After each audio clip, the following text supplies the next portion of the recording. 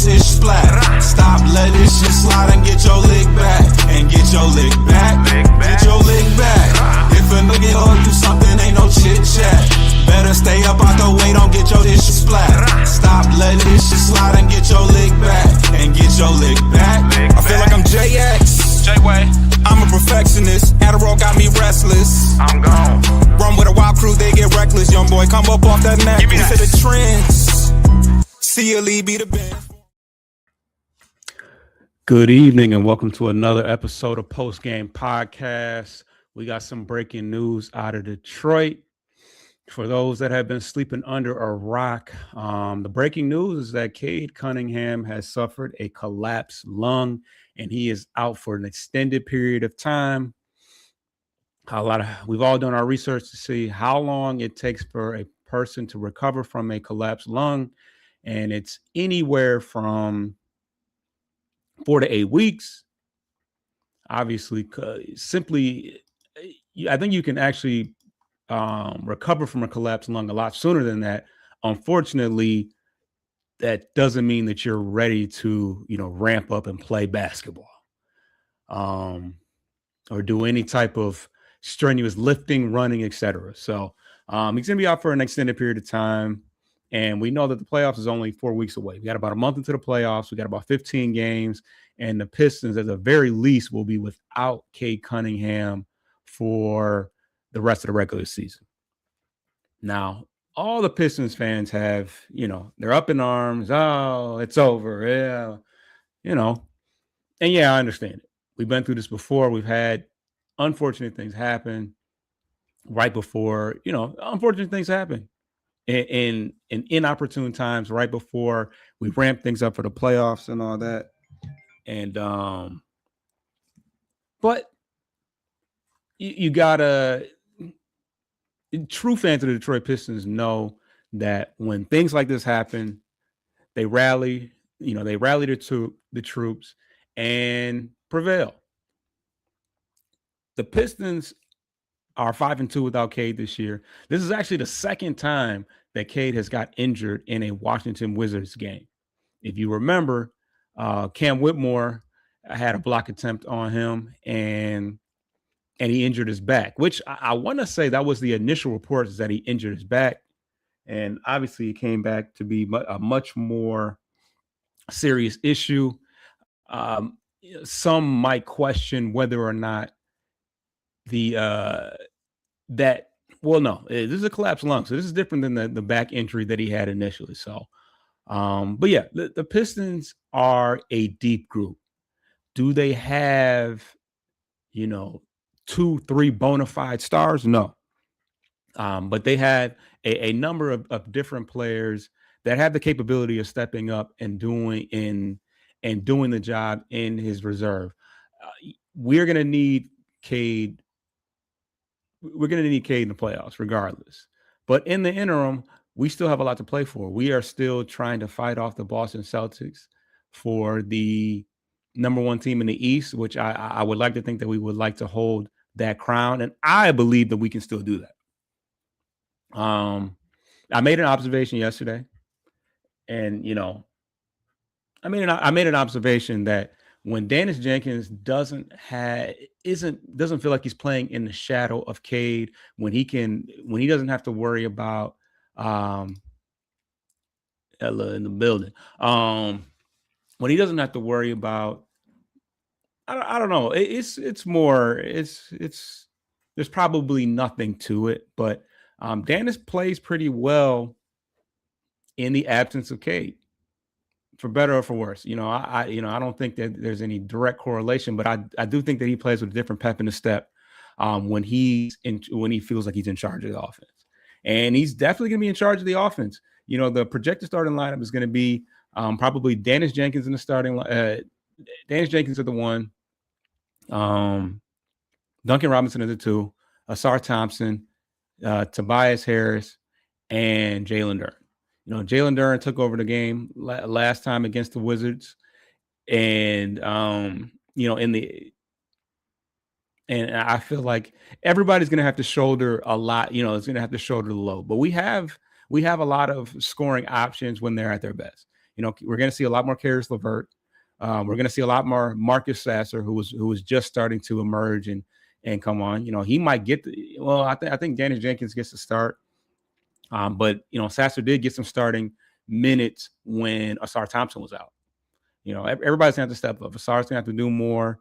Kevin Huerter, this is his time to really get some meaningful minutes. Ron Holland as well. I mean, it's really everybody. I can't really speak to one specific person. I think that now pushes, Paul Reed is going to get his minutes, especially when Isaiah Stewart doesn't have it going. But Chaz Lanier, he's another guy that can fill it up when he's at his best and he's knocking down the three.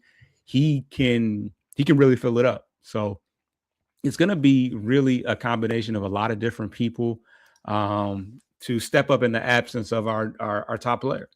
And it's really unfortunate because although I think that, I honestly think that a strong finish to the season and Cade could have possibly contended for an MVP, despite having a bad week and a half previous to that. He was getting back to it. And obviously now with the injury taking him out for likely the remainder of the season, he's not going to be able to he's not even going to have the game. I don't think he's going to have the game requirement in order to even qualify for any of the awards. But it is what it is. It has nothing bigger than the awards is whether or not he's going to be ready for the playoffs. So let's pull up the Pistons schedule to see who we have coming up down the stretch without Cade. Because I think that we are talented enough and we have enough, we just have, we have great coaching and we have enough players to hold things down while Cade is out. So let's pull that up right quick. And then I'm not going to hold y'all too long. I just wanted to make that announcement on the page so everybody, heard it from my perspective. So tonight we got we got the Washington Wizards again. We beat them by 28 points, I believe, last game. So yeah, that's that. And then we have the Wizards at home. We got a nice little homestand coming up. Wow, look at that. Look at those home games. We got the Warriors, we got the Lakers, we got the Hawks who are on fire. They could possibly be undefeated going into that. I might have to go to some of these games, maybe the Atlanta Hawk game. And then we got the Pelicans at home. And then we go on the road against the Timberwolves, which is going to be tough. The Thunder, we know how tough that's going to be. We're going to be looking for some get back against the Raptors, who beat us in Toronto. We're split right now. And then we end the playoff, and then we end the season with the Wolves at home, Sixers, Magic, and then we got a couple more games. Yeah, I'm not going to get too far into it. But yeah, there's a lot of games left in the season and a lot to play for. So we'll see. I don't even want to. I don't even want to get too far ahead because who knows? Maybe he will make a recovery and get back before the regular season is up. But not too tough of a schedule. I like the fact that we got a lot of home games coming up. The Warriors have been, maybe Curry will be back by then, but they haven't looked great without Curry. Porzingis hasn't been as much of an impact as you would think. But yeah, the Lakers and the Hawks, those are the ones, because the Lakers are on fire and the Hawks are on fire. Those are the two teams that are those are the two games that are going to be tough, in my opinion.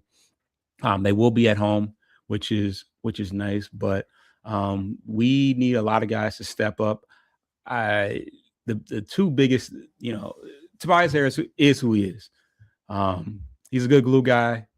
He's gonna play on both ends of the court, but he's not gonna be a guy that's gonna score 30 points for you.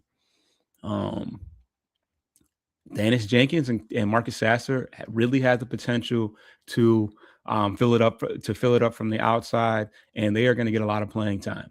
Ron Holland has his moments as well. He's going to be getting a ton of minutes. I really feel like he's itching to play more, and he's going to get that opportunity. But Kevin Huerter is somebody that we haven't seen a lot of, and yeah, I mean, he's a vet when it's all said and done. He does a little bit of everything. I've liked what I've seen passing wise. I've liked what I've seen defensively, and he has a deceptive He has a deceptive amount of athleticism. If you saw the reverse, if you haven't seen the reverse layup that he had the other day, go and check that out. That was very, he hung in there and put some English on it and got it up on the rim. It was a really nice move by him. And I think that when he's at his best and when he's most confident, that's what he can bring to the table. He has not shot well from the outside, and he hasn't shot well for the last couple of seasons, but he's a scorer. He's a scorer. And he plays on both ends on the floor as well. So that's an important guy for us. But I'm gonna get on up out of here. I just wanted to give you guys a quick announcement about Cade and what we have to look forward to in the upcoming games. So subscribe to the channel. We'll be back soon for a full-length show, and tune in every Monday for the Central Division show. It's your boy Foster Child. I'm out.